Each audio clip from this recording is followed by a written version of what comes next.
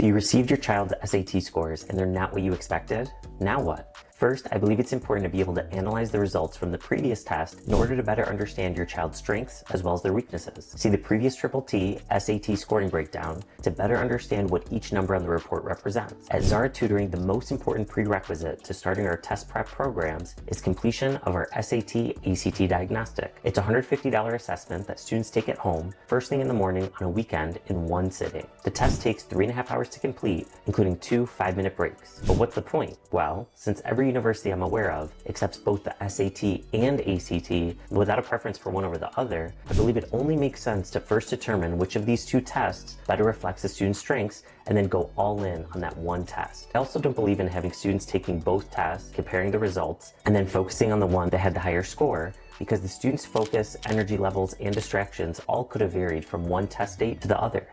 At Zara Tutoring, we use the SAT ACT diagnostic from college planning partnerships, and parents have been pleased with the format of the test, the accuracy of the results, and the 9-page report that states which test the students scored better on, as well as a thorough analysis for each section. I also provide about a 15-minute audio analysis. From there, you can choose to utilize free resources like Khan Academy or YouTube videos to prep for the test that your child scored higher on. That being said, the number of differing approaches can be overwhelming and confusing. Also, I've personally found that most students, and most adults for that matter, perform better through accountability. As Pearson's law states, when performance is measured, performance improves. At Zara Tutoring, we hold one-on-one sessions year-round to prep for whichever test date your child is signed up for. We also hold small group classes that provide a 25% discount. In order to keep the program personalized, even when in a group setting, we provide students and parents alike with feedback through weekly personalized progress reports for you and your child regarding your child's progress, based on the documents the student submitted that week prior to the weekly assignment deadline. We hold our sessions at my office at Tinket in Rochester, as well as remotely via Zoom. See the more than 240 5-star reviews from satisfied clients who have benefited from our personalized approach. For our next small groups, our lead SAT ACT instructor, Ashley, will be holding a 9-session small group in preparation for the August 26 SAT, as well as an 11-session small group in preparation for the September 9 ACT. Both groups start on June 29.